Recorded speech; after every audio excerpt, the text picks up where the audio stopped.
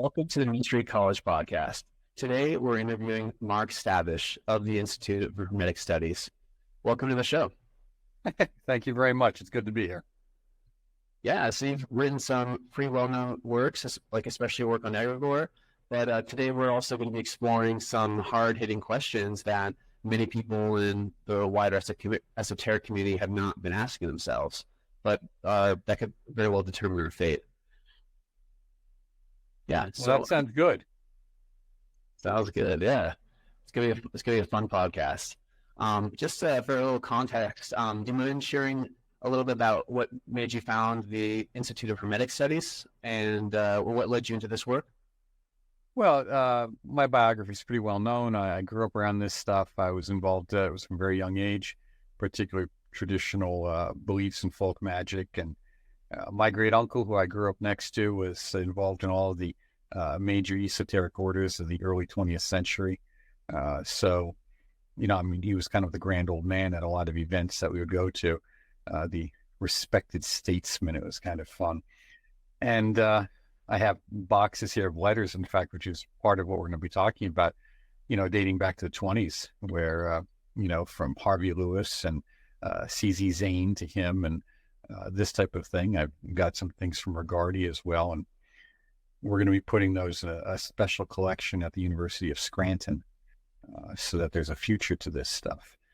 And that's kind of what got me into it. And then in the 90s, I was still involved with a lot of groups and started something local, Wyoming Valley Society for Esoteric Studies. And it was just meant to be a local group. And wow, we got these folks from New York, Philadelphia, Washington, D.C., Baltimore coming up to it, and kind of grew.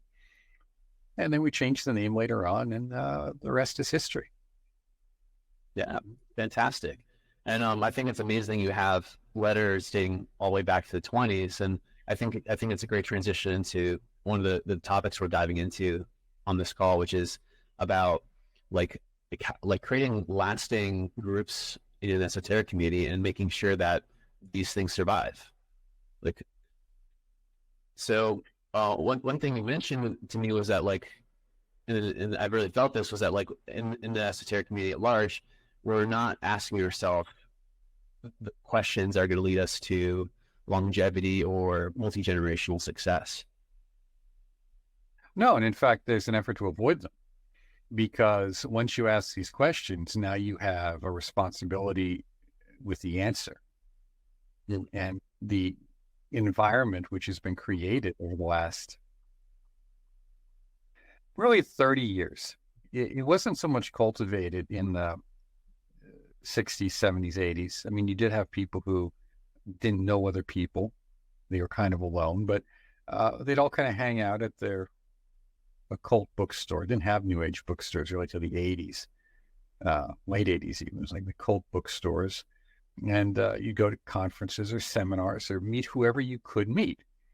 And it didn't always work out terribly well, but you didn't have a lot of choices. So you kind of made things work as best you could in terms of relationships. So whether you were involved with the Rosicrucian Order Amorc and one of its bodies, which was one of the largest organizations of the 20th century, by the way. Now you have a lot of people who don't even know it existed. But that then would be an avenue where you could meet other people who are involved in something else. And that might take you to a Golden Dawn group.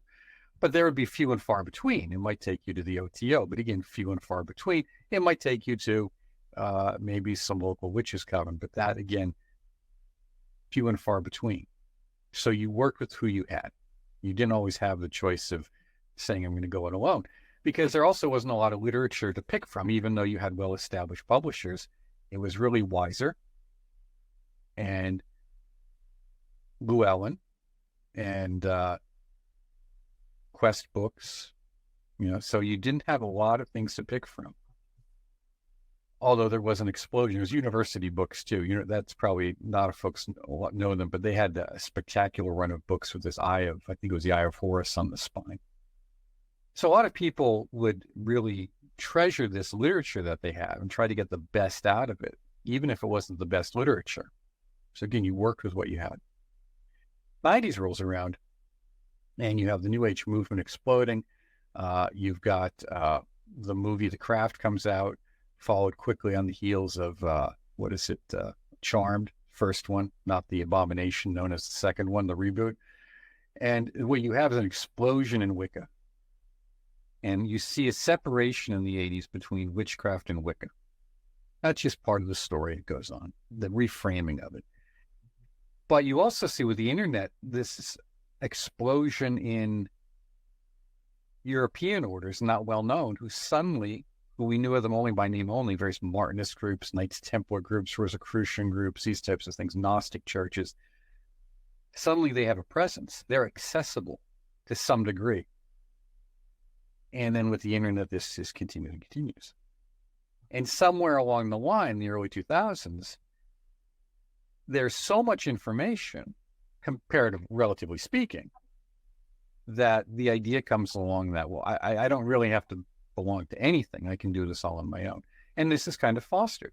The problem is, it's kind of like doing do-it-yourself brain surgery. You know, it's like doing do-it-yourself psychotherapy in many ways. I mean, do you have the skills to self-correct? Because what happened is now occultism, or we'll call it, I don't even like that word, but various esoteric aspects, alchemy, Kabbalah, ritual magic, they're being taught as if it's a series of techniques, as if it's mechanical. Do this, and then X will happen. It's like flipping a light switch, and it doesn't work that way. Everything works in and through us. So, you know, you need to spend some time getting to understand, well, who am I? So what happens is a lot of things are just completely wiped out of the training programs that you might have gotten. I say might because it all depends on who you were with, you know, earlier on. And with this then is the notion of relationships, because now when you run into someone and you don't really work well with them, and maybe for good reasons, by the way, there are a lot of good reasons out there. Instead of learning how to overcome your differences and difficulties, it's just a divorce. And people begin to learn that they can walk away from any situation that they're uncomfortable with.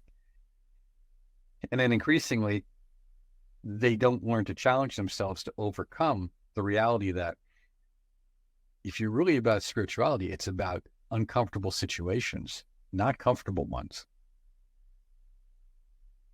So things get really turned on their head.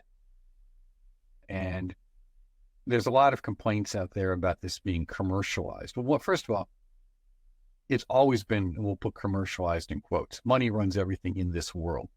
Whether you're building a temple in ancient Egypt or one in Tibet, you know, those were built with taxation and slaves. So let's get that out of the way. Okay.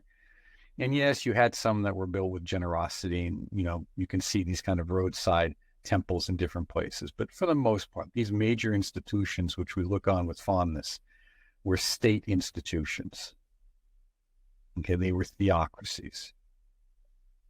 And, you know, the general moral structure or ethical structure of Tibetan Buddhism in its classical sense is not that different from the Roman Catholic Church. Now, what happens is when you get it over here, that doesn't sell well, and you keep changing things and modifying things to the point where it gets so modified, it's almost unrecognizable. So when we look at teachings and spiritual teachings, and we look at, you know, there's a phrase that you see some fundamentalist Christians say, you know, the Bible doesn't get modified for current times. Current times have to get modified for the Bible, something like that. Well, that's the reality of spiritual teachings. The job isn't for you to modify them so that they represent what you want them to be, so that makes you feel good. The thing is that they should make you feel incredibly uncomfortable so that you have to change who you are and get a better understanding of who you are and overcome your difficulties and problems. Which leads us to, why do people come to this to begin with? They come to it because their life sucks. They don't like what's going on. They don't like who they are. They don't like a lot of things. They want a new boyfriend. They want a new girlfriend. They want a new car. Oh, okay. All this is fine. There's nothing terribly wrong with this. But again, that may be the gateway into spiritual practice or metaphysical practices, but it's not the end. And we see it increasingly being treated as like the end, that you're going to get power, whether it be from the secret or from this grimoire or from some Vajrayana practice that they're going to give you for your Dharmapala or for your wealth deity. But you don't have to change. And on top of that, you have no obligations in the process. So if there's to be a future, you have to go look at those things which have lasted 100, 200, 300, 500 years, 600 years. How have they done it? And then recognize that that's not going to change just because you live in a high-tech society. That won't change. Yeah, that's fascinating, and it gives me a lot of perspective, thinking about how like there's a necessity for a level of conservatism within organizations, and for there to be structural integrity, and seeing religious texts or systems fundamentally as they're presented, and instead of using an anachronism and looking to modify the past and the present, we are best changed or uplifted through allowing ourselves the discomfort, through experiencing, seeing through that organization or that lens or that time as it's presented, and that's where the most fundamental development comes from. Am I hearing that correctly? Well, yes, we look at what works, and one of the problems in the do-it-yourself modality, which is, you're responsible for doing it. I mean, you go to the gym, you have to work out. You need a coach so you don't get hurt, but you have to still lift the weight. You go to a dojo to learn a martial art, you still have to do what the teacher says. Otherwise, you're not going to pass the test. Same thing with anything you do. You have to do what the instructor says. We're treating this as if you don't need an instructor, as if your opinion is just as good as someone who's been doing it for 40 years. And has results, or has, credentials that suggest real training. So that notion of credibility has to do with relationships again. How are we as individuals responding to authority? Do we recognize other people's authority? And are we willing to put our own opinion off to the side for a while, maybe get rid of it completely so we can find out what maybe we need to know and learn, and then stick with it long enough through the uncomfortable periods? And that's the important part, through the uncomfortable periods.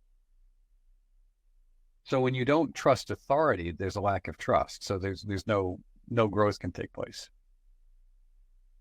Yeah, when there's a lack of trust. Yeah. Yeah, I mean, you have to trust your teacher in the university that they know more or less what they're talking about, particularly if it's chemistry, so you don't blow yourself up in the lab. And that's same in alchemy. You have to trust that this person knows what they're doing so you don't poison yourself. How do you do that? How do you know whether this person knows what they're doing or not if you don't have some level of accountability and connectivity, which is tradition? If you don't have tradition, you have no mechanism of assessing what is the collective wisdom that's been passed down for, put a number here, X number of generations. Yeah, I think about it. You see, you go on social media and you get your ads for yoga teacher training certifications, 100 hours or 250 hours or 500 hours. Now think about that, 500 hours, wow. Well, if you go to the university, and we're going to round up here, you take a class is 3 credits. It meets 3 hours a week. It doesn't really meet 3 hours a week because it's 3 50-minute sessions. So it's 2.5 hours a week. But we'll say it's 3. We're going to pretend it's 3. Now let's double that because there's going to be homework. So let's say that's 6 hours a week you put into this class, and it's 15 weeks. Okay, so that's 15 times 3 is 45, times 2 is 90. So it's 90 hours you put into this class. So you have someone who's got a 500-hour class. What's that? That's like 5 or 6 classes. That's like a semester in college. Yeah, that's a very short time. And now they're teaching. We don't know what their accountability is or what they've gone through. We just know they pay their dues, they pay their fee, and they went through. Okay. But what question then should one pose when they're deciding who to learn from or what organizations to join? Like looking at like the longevity of it, the organization, the people, looking at how much it challenges them personally or creates discomfort. What are some ways people should, or questions people can ask themselves to evaluate if what they're doing is on the right trajectory? Always use some really basic common sense questions that you would ask, because this is a relationship you're getting into. So ask, okay, well, when was it founded? Who founded it? How long has it been around, and how many people have gone through, more or less? I mean, we get a rough number, not always a straight number, because who knows who's keeping the records. What are the practices? How do you perform them? And what are the results you can expect? If you're going to be doing something, you should have a general idea as to know if you're doing it right. And that's the results. And then the idea would also arise, what are the obligations? What do you expect from me? And what can I expect from those involved in return? Very straight up. It's nothing mysterious. And if they can't give you an answer that's satisfying, then just go elsewhere, unless you don't mind joining something that you may leave later on or have trouble leaving. I say trouble because, you get involved with Scientology, you get involved with things like that, and you can have trouble leaving. And then pay attention, because traditionally, if you were to join a Masonic lodge back in the old days, you'd kind of be watched for about 6 months to a year before you're allowed to petition, because they want to know how you act in the community. They visit your house. They still do. It's called a visitation. You're visited, and you're saying, what is when they talk to your spouse, your significant other, what's going to be involved? Do they understand that you're going to be out 1 or 2 nights a month? Are they okay with that? Usually the answer is sure, get them out of here. So that said,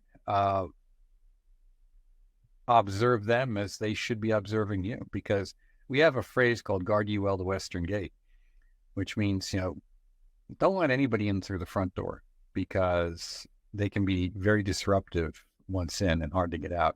Now, if you have a huge organization, that often doesn't matter too much, because it's just so big. And here I'm thinking, I'm just going to throw a name out here that your folks will recognize, like Sadhguru and his thing. Things so huge, who cares who goes in the front door? It doesn't matter. That's their problem. But if you are local and you've only got 12 to 20 people in a group, or 50 people in a group, or even 100, you want to make sure there's some level of cooperation, or at least not heavy disagreement.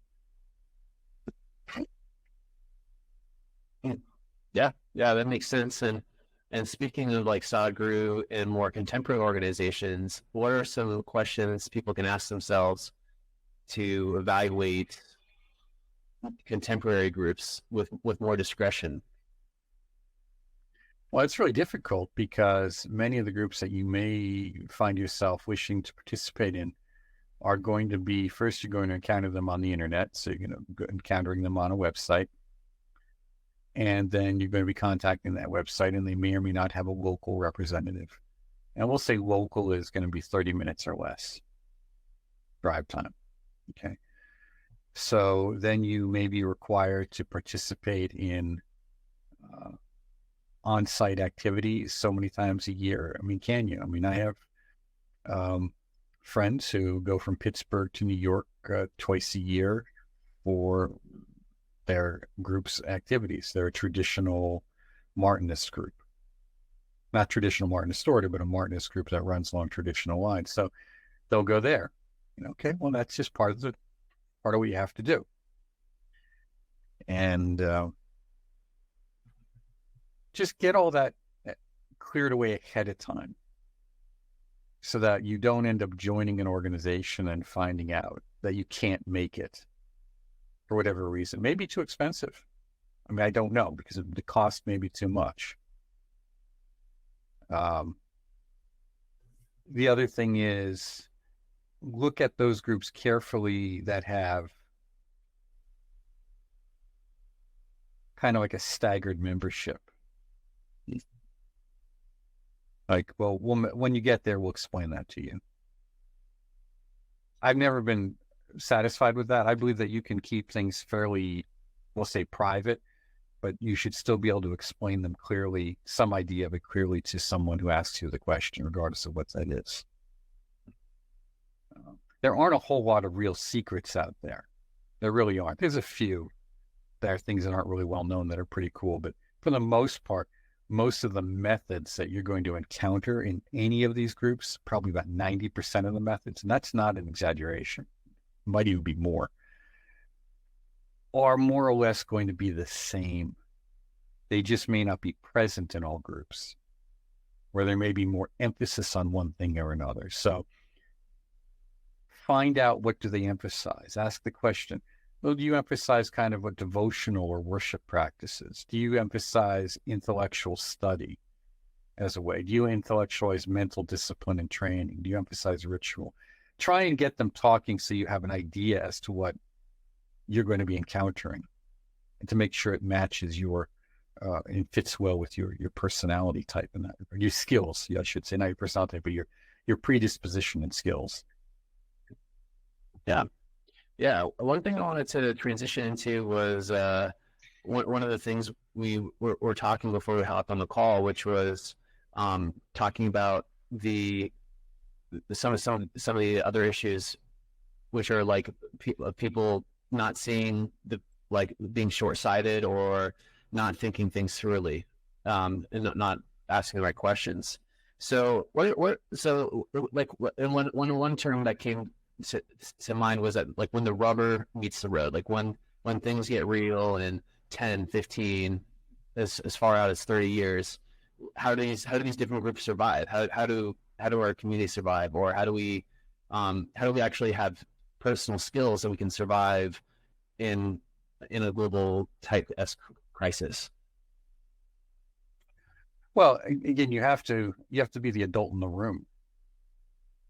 And that means responsibility. Many people come to this because they want to improve their life. There's something terrible going on, or they perceive it as terrible, and they want to fix it. Which means they're really only concerned about themselves. What can I get? What can I get that will make this go away? What can I get that will change this? Again, this is understandable as a beginning, but it's a terrible end. And I think we have to put this in context. In context, historically, we are told, and there's some truth to this, that, a candidate for the mysteries was asked the question, what is it you want? I want to learn. Why do you want to learn? I wish to serve. Now, that's 180 degrees from, fix my problem. And with that, you have to look at, when you are handed this, do you really want to die knowing that you were the end of the road for this? This died with you because you were too selfish and short-sighted and stupid to want to keep it around for another generation for others to benefit from. That you spent more money on your tattoos and whatever your drugs of choice were, and your streaming videos and porn, than on building an organization, building something that's going to be there for someone else. And that someone else might very well be you, because most of these folks, who believes in reincarnation? If you're listening, raise your hand. Okay, look around. How many hands are raised? Okay, moron. Where do you think you're going to reincarnate? What are you, a rock star? You get to trash the hotel room and someone else pays for it? No, you're not that special. Even the rock star pays for it. He just doesn't care. You're going to come back to whatever is appropriate for your essential mental framework. So you better make sure that the world you are building, at least to some modest degree, is going to provide you with the tools for continuing on your journey on the path of return. Or you may find yourself in a hellhole. And I mean that quite literally. You look around the world and what we have, historically, what we have, this is an anomaly. I mean, the only reason you get that cheap Chinese junk that sits behind you, you know, in the form of a Buddha, and let's go over the Tibetan deities made in China. Let's go over the irony there. Okay, the only reason you get that crap at a cheap price is because of something known as the United States Navy. And that U.S. Navy is what keeps pirating to a minimum. And if you don't think it's a problem, look at what goes on every now and then over the last few months in the Gulf. Container ships set afire, container ships attacked. Well, those container ships carry that cheap crap that makes you feel so spiritually good. So it's time to get adult in the room about where this is going. And if you think this is worth keeping around for another generation, if you don't, if this is something you're going to abandon as soon as crisis hits, then don't even do it. Just to walk away right now and save yourself some time. Go back to whatever you'd like to do. But don't complain then when the future is owned by the people who care. Now, you may not like what they care about, but they cared enough to do something. And that's the reality. That's a historical reality. That's a psychological reality. That's the reality of life. And that's what you see mentioned in the Bhagavad Gita. Arjuna is doing all his tear-jerking and navel-gazing, and Krishna tells him to stop it, to grow up and do your duty. So you have to start thinking in terms of what are my duties and obligations and not what are my rights, because you have no rights. Rights are a human construct. You don't have any. And if you think I'm wrong, what I want you to do is put your shoes on, grab a jacket, because I want you to live a little longer to feel it, and just start walking in the direction of the highest mountain you can see. And just go. And go tell Mother Nature about your rights. Especially when hypothermia starts to set in. Now, turn that around and start saying, what are my obligations to myself? What are my obligations to my family? What are the obligations to my community, my employer, the customers that allow me to have an employer so that I can have money to stay on terra firma? What are my obligations to my community? And what are my obligations to, we'll say, my spiritual traditions and teachers? Ask those questions and then act accordingly.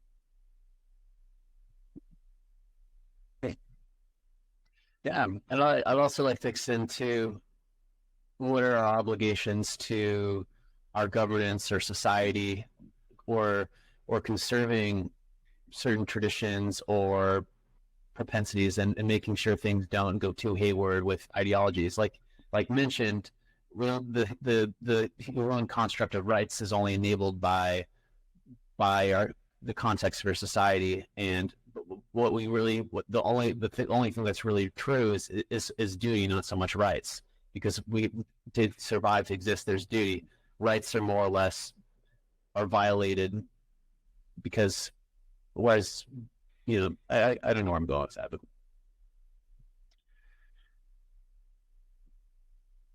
people have the benefit of ignoring their duties to their countries because they believe that countries don't matter.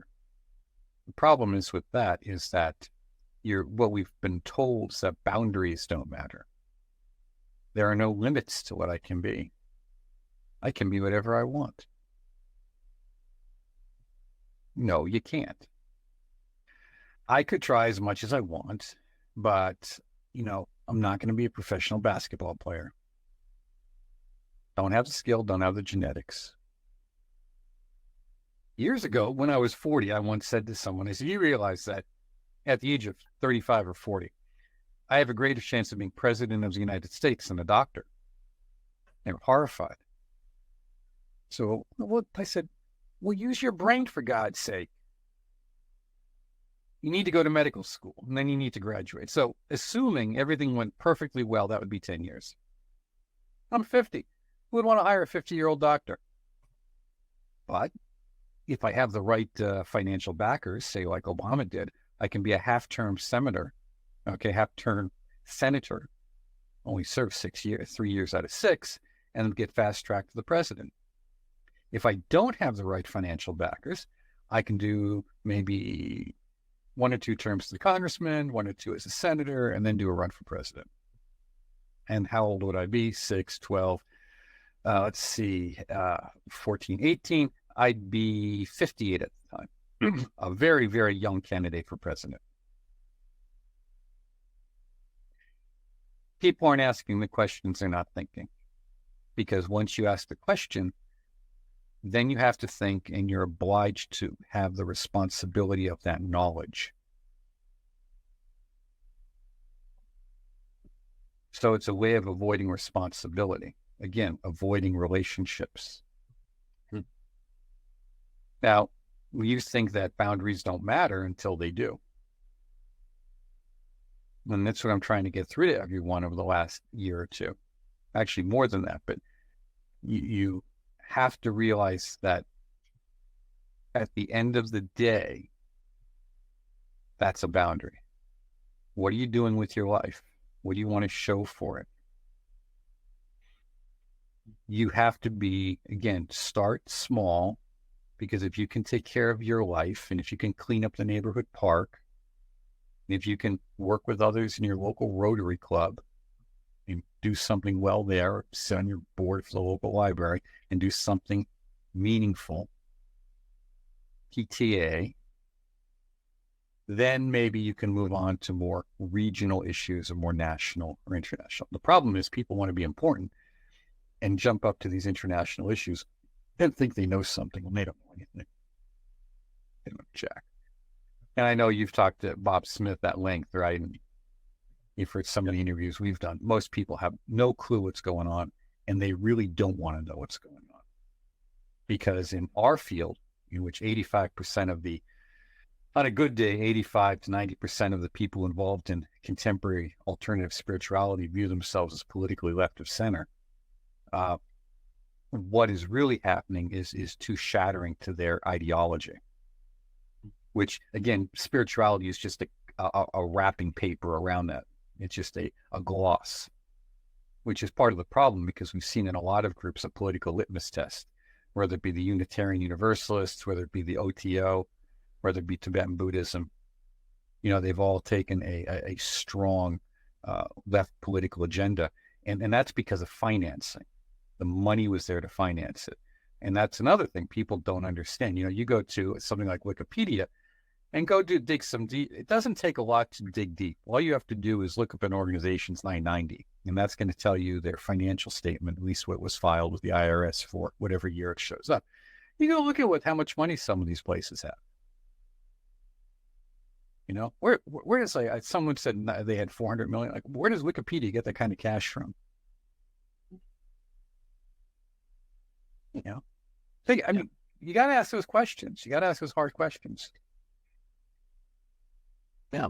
And following the money, asking hard questions, and having the scrutiny to evaluate our political ideologies or our wrappings, our cultural wrappings, and distinguishing what the surrounding expectations of society or media or culture, and distinguishing that as separate from our actual duties to ourselves, our families, our nation, to society at large.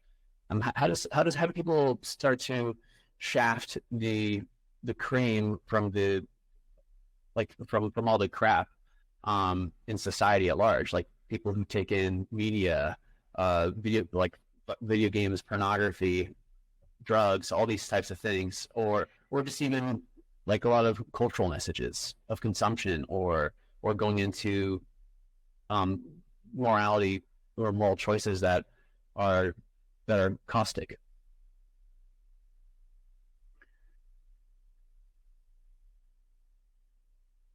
Always ask yourself the question, what is the truth here?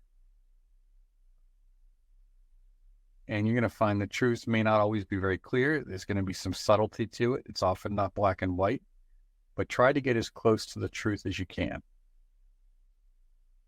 And not just something and pay attention to how you emotionally respond to that too. It's kind of like when someone gives you a critique, they may not do it in the most skillful manner, and you may get really upset about it because the way they said it, but what they said may have been true. Are you able to hear things that are both pleasant and unpleasant and not be overly emotionally riled by them? See, that's where the mental training comes in. And without mental training and mental discipline and spiritual practices, you're done for. You're just done for. And you're just doing entertainment. Really. Because you're never going to get a grip on yourself. Your mind is always going to be open to the manipulation by some external stimulation. And that was one of the key points in the book, Egregore. So now the other thing is, what is being asked of me? And is what is being asked of me reasonable?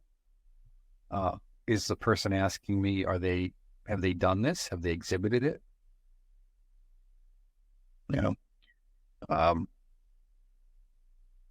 Trying to give you some rational ways of looking at things.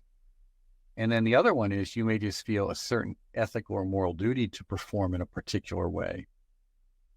You have to ask always the question, who will this benefit? Now, this is very important because this makes a distinction between wisdom and stupidity. And stupidity has a definition. It does. It has characteristics. In general, stupid is when you injure yourself and there is no benefit to you or another in the process. So if something is injurious to you, short-term or long-term, or injurious to others in particular, but to you and your family, what is the benefit? Now, a good example is there's an accident, you run over, you rescue a person from a vehicle, you get injured in the process. There was benefit to that person. You were helping. We see it in the movies all the time. A soldier throws himself on the grenade and saves his friends. He's a hero. Okay, there is benefit to others in the process. But if you undertake activities, whether it be for fun or just, out of boredom or what have you, or just because you seriously believe in it, like political activities, and you're injuring yourself in the process, and there's no benefit to you or your family, that's what we call stupid. So try and assess benefits. Assessing benefits against harm to oneself and others. Yeah. That's true. We have to do every day in life anyhow. And really. Yeah. And it's just so important fundamentally to come back to these questions on a very regular basis to evaluate whether we're following or like, so let's say if we're following the spiritual path or have certain values from a certain sect, having those as a compass and reevaluating ourselves consistently on a daily basis. Correct. Yeah. And again, common sense is a big thing here. And maybe I'll just say something that your listeners can maybe grasp. Most people have a very poor historical lexicon. So when they hear words get thrown around, they have a very narrow, flat, two-dimensional notion of what that means. And I've talked with Bob Smith, and I've talked about this on different podcasts. But when you hear things, stop and ask yourself the question: what does that mean? What does that really mean? Define that for me. What's that going to look like? What's the end going to look like? And this is a spiritual practice too. You're told, you want to achieve a new job, you want to improve your relationship, you're supposed to visualize what the end looks like so you can get a sense of how things are going to come together.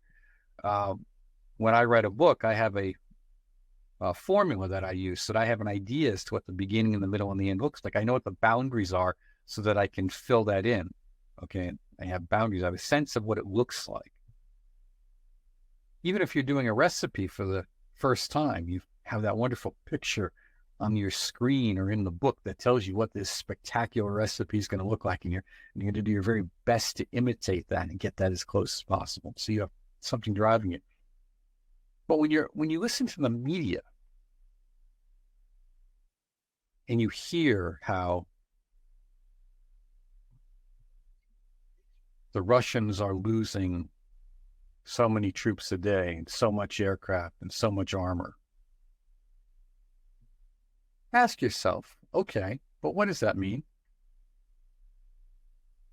The Ukrainians have not won. Oh, the Ukrainians have invaded Russia near Kursk and they've taken X number of square kilometers. Who cares? It's farm fields.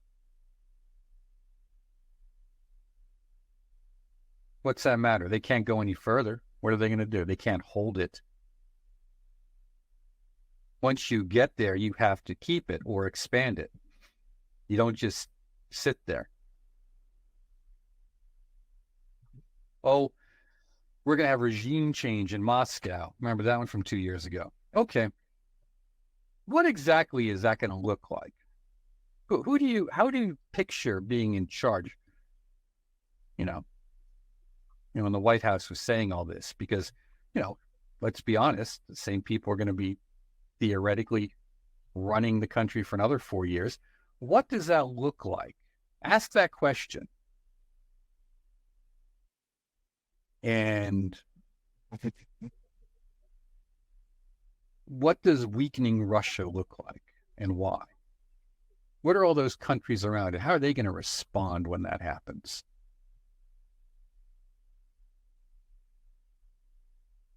You see, this is it. These usually don't have a good answer. Most people don't ask that question. Now, none of that has happened. Notice we don't hear anything about that because none of that happened. And I'm bringing that up on purpose because right now it is counted on that you're not paying attention to anything and won't remember anything. That we could just tell you all sorts of lies and you're just not going to, it won't matter because you are too stupid to care. Stupid. You're distracted by everything else. You're looking for entertainment, even in your spirituality. That's a distraction because it's not driving you into the hard questions. Okay? So you're not going to question what you're taught in the media, or even why the messages are so consistently similar, often using the same language. Because now if you start asking those questions, now you have to pay more attention to what is really happening. Yeah, that's an immense amount of responsibility to ask these questions and then to hold oneself accountable. But on the other hand, it seems completely necessary and essential to the spiritual path. And so I also see how different ideologies can provide a wrapper, especially if we don't have the reflection of a more established institution or framework to have feedback and validation from, as a lot of these different institutions have existed beyond contemporary political ideologies or medias or all the various distractions of the technological age. Well, that's right. And just so your listeners are clear, I offend a lot of my friends. I said, look, I don't care how many it's called the beans, bullets, band-aids thing. There's 4 Bs, beans, bullets, band-aids in Bibles. I call it in books. I said, I don't care what you're going to do when the shit hits the fan. That's irrelevant to me. What I want to know is, what are you going to do to keep it from happening? That tells me who you are. That tells me what risks you're willing to take. It's because I'm here making the difficult statements,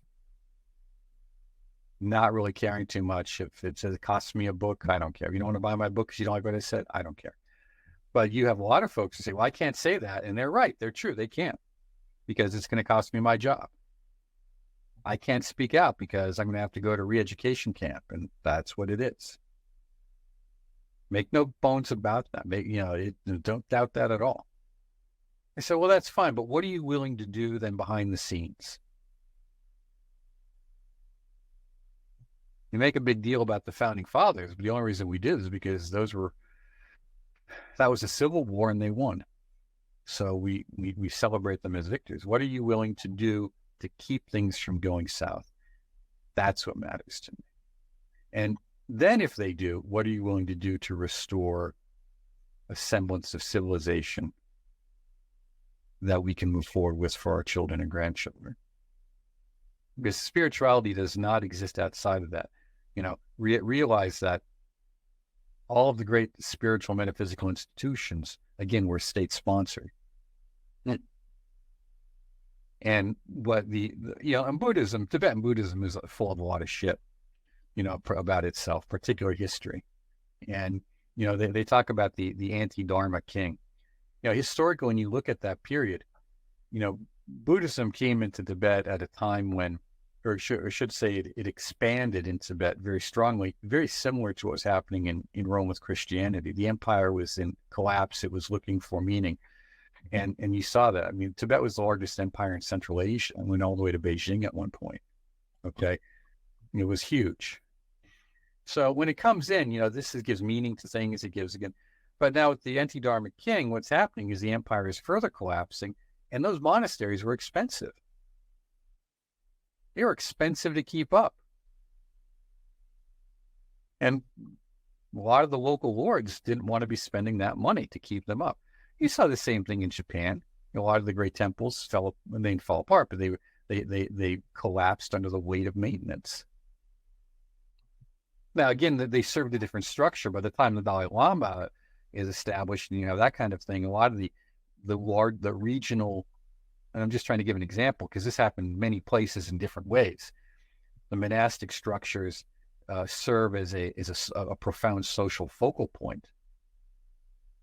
The same thing in Western Europe. In Western Europe, the monastic system held all the property. The serfs worked the property. And then the serfs would bring their produce to the grain mills, which were the money machine of the day. That was the printing press of the day, to grind that grain. And of course, the monastic structures get a piece of the action. But they need that in order to keep the whole structure going, because without them, there's no libraries, there's no books, there's no learning, there's no interchange of ideas, there's no intellectual expansion. And then a lot of those skill sets that are supported by those religious institutions, the arts and crafts, not arts and crafts, but actual skills like, masonry and stained glass, all this is going to fall apart. It's not going to exist. So your whole social cultural progress is predicated upon wealth and centralized wealth to some degree. So this goes back to the question: if these organizations or these movements want to survive another generation, they need to form infrastructure, which is a form of centralized wealth. Yeah. And then they have to partner with one another too, because the days of when they could all own their own center are gone. What you could have done for $250,000, which is not a ton of cash, by the way, it's not. Okay, what you could have done for $250,000 10 years ago is going to cost you at least half now. At least $500,000. Yeah. So you need to then learn to work well with others. You need to partner and work well with others. And that requires foresight and planning.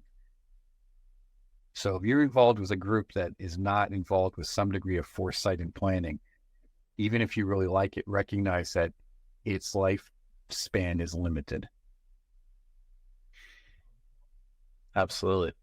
Now that makes a lot of sense. And as you're sharing those examples of having centralized wealth and having all these different systems in place to keep the momentum up of institutions, and also hearing of temples, at their peak, having maintenance being the center of trade, commerce, skills, high-end skills development like masonry, and then their collapse as there's political reforms or religious reforms or colonizations.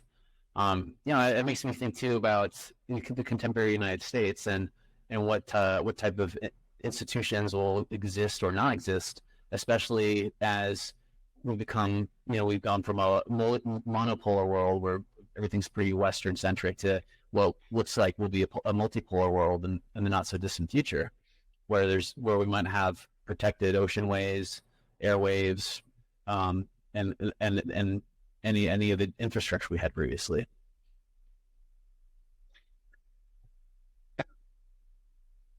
Well, and then there's serious questions about capacity for travel internally. If it's not local, it doesn't exist. Esotericism is like politics. It's all local. And you have to build local infrastructure. Now, what we did is, just to give the plug here, the Institute for Hermetic Studies, we worked with several organizations for about 5 or 6 years very closely to get into facility sharing. And I did close to half a dozen presentations to people and boards. And I'm going to be generous when I say COVID scuttled that. I'm being generous. What really scuttled it was incompetence and short-sightedness. Yeah. And as things later got revealed and we saw the books, because, I don't get involved with anyone without seeing the books. What is their financial stability? Because if we're looking at facility sharing, you got to make sure that the folks you're going to be sharing with have stability and have long-term capacity. Yeah. When we saw what the real financial situations were, it was atrocious. It was, how do you barely make it from year to year? And yet at the same time, there was the inability to understand that they needed broader sharing, facility sharing with other groups. The ability to get along well with others just was not built into these groups for whatever reason. So we then recognized that our significant holdings of occult material and esoteric material, which I mentioned to you early in part, we needed to look forward to where is a safe, permanent home for this in the event that we just decide, we fold up, or I decide it's done, whatever. Why do you don't just build something to have it end after 30 years or 25, like 26 years. So who could we partner with for long-term vision? And we talked to most of the magical groups in the region, a lot of Masonic groups in the region, a lot of esoteric and initiatic groups in the region being central, the eastern central area. So Pennsylvania to Delaware to DC to upstate New York, all of New York, Connecticut. And what we ended up doing is I contacted some, and this is the myth of the sugar daddy, by the way. A lot of these groups are always thinking there's going to be a sugar daddy because they're children, they're infantile. They don't want to pay their way. They want someone to pick up the tab. And it's like going out for lunch with that friend, and that friend when the tab comes, you can't see their hands. Yeah. So I contacted some very wealthy people. to talk to them about. And I know their interests. I know their holdings. Okay. I know what they've got in their libraries, and they're spectacular. And, there was not an interest in what we were talking about because the facility cost had gone up so high. So I then sent a letter out to several of the universities. And most people are in this group, listen closely, kids, they're under this misconception that universities want your book collection. No, they don't. Most of the stuff that you have, they're not interested in because, no, you're not even interested in it. That's why you keep buying new books, because you didn't find the answer in the last one, whatever the book of the month club was. And you know what I'm talking about here. Most of them aren't interested. Now, recently, and I mean very, very recently, we're talking probably within the last few months, there was a shift. And some folks were vacuuming up occult collections and paying good money for it. That doesn't mean your Llewellyn books, okay? This means, the better stuff. And Llewellyn publishes my books, so I know what I'm talking about here. You could probably take 80% of their catalog, 90% and ditch it, and it really wouldn't matter. And that's bread and butter. That's part of the problem of, we talk about commercializing. You've got to keep the organizations afloat. You've got to keep the businesses afloat. Same thing with Wiser. Wiser, when they first got bought out by Rudreel almost 20 years ago, the thing that was really making money for them was their back collection of all those Dion Fortune and Aleister Crowley and Israel Regardie books. Okay, so trying to give your audience insight into what really goes on behind the curtain. So I contacted a university, special collections. I had a bit of a relationship, and within like a day or two, they were visiting me to discuss the details of what we were talking about in terms of establishing the Institute for Hermetic Studies special collection at the university library, and what that would entail in terms of long-term holdings and availability.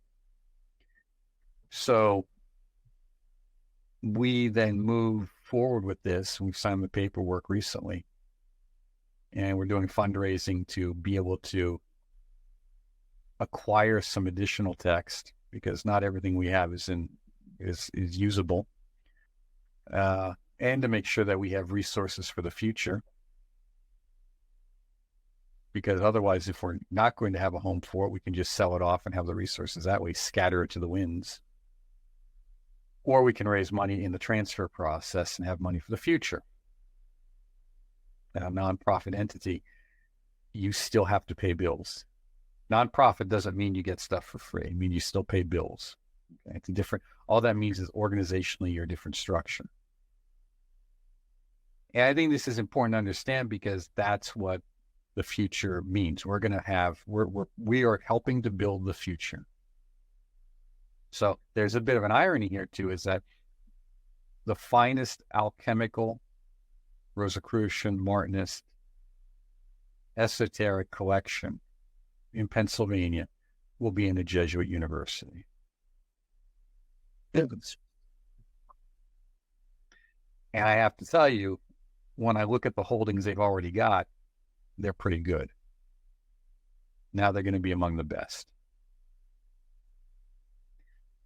That takes effort, dedication, financial commitment, and sacrifice to make happen. So that 30 years from now, at least we know we did our best to seed the future. And yeah, is there a place where people can donate funds towards the collection that you're building, or and that you're created? We have we started. We haven't officially launched it yet. We're still in the quiet launch. By the time people hear this, we'll probably be in the more public launch. We're waiting for a video to be added, and they can contact us, and we'll send them the link. They contact us at info@hermeticinstitute.org. They can contact us at our, by way of our website too, Hermetic Institute for Hermetic Studies. We have a contact on there. And our website's being completely redone. So the website they go to is going to be our old one. But, there's something that just keep in mind. Having everything digital keeps it relatively inexpensive, but not free unless you've got really technical people on your side. And our website is being redone, and we're transferring all of our Teachable courses over there, because Teachable is a fairly expensive platform. Yeah. Once you've used it. Yeah. And, but you need to do something to get started. You need to get the ball rolling. And also same thing with Patreon and these others. And you can be canceled on them. You don't control it. You don't own it. So you have to look for things which you can control, which you can manage, and take responsibility for that. And then how's that going to move you to the future? So this is what we're doing, and we'll gladly talk to anyone about it to help them understand the strengths and weaknesses of it, or how to better work with possible other organizations in their area. But if you want this stuff to be around, if this really has value to you, and you want to see it survive for your children and grandchildren, and for you when you come back, assuming you believe in that, then you need to make plans for that now. Fantastic. Yeah. Are there any last comments or things you'd like to leave the audience with, like a lasting impression or thought to ponder to lead them to their given results or desires? Yeah, this is all about healthy relationships. Mm-hmm. Not all or nothing. It's about seeing reality as it is, and then having healthy relationships to deal with that as it is. That's really what this all comes down to. The methods of magic or alchemy, all that, or astrology, all that does is give us some additional insight and put our process on steroids. That's all they do. Yeah, I wanted, and I really appreciate the emphasis on the word relationships, and that these things act as amplifiers for relationships, and so we still need those existing relationship skills in the real world, not just digitally. And I really appreciate you putting your you speaking your truth and acting on that too, because it acts as a model for other people, or for people in my generation who haven't had the groundings in reality so much yet, because like Gen Alpha, Gen Zoomers, even there's or millennials, like there's still a lot of the differences in our worlds or representations that have been presented to our worlds are just so fundamentally different in some senses. So it's great to have some grounding and some reality checks. Well, we don't ask anyone to do that we haven't done ourselves. It's just that simple. Yeah.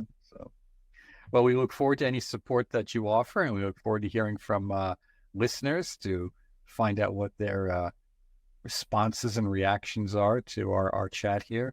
And again, they can contact us at the Institute for Hermetic Studies. We're easily found on Google. Our publications are easily found on Amazon. And of course, we have a Teachable site, which has all of our classes. And we have a new class that was just launched yesterday that will be of immense interest to all of your listeners. I say that seriously. We jokingly call it 415, and I gotta not put that like in digits, because otherwise they'll think we're talking about 4:15 in the morning. but it's the 4 things that you need to do every day for at least 15 minutes to be successful in your life. These are the things you have to do. You can't escape them. And we teach you how to do them and how to expand on them. And from that, to improve your problem-solving skills, your planning skills, and really how to be a successful human. Because once you've done that, then as you enter into esoteric practice, you can do as the Golden Dawn says, become more than human. But you have to have a strong foundation for that to be useful to you, and not a kind of tragic burden, as we've seen with some folks. All those problems are easily avoidable if you just realize there's no shortcut and just do what you have to do. And then things move surprisingly quickly. So that's our course 415. It's at Teachable. And of course, they can email us and we'll send them the link to that. Perfect. Thank you so much. Thank you very much.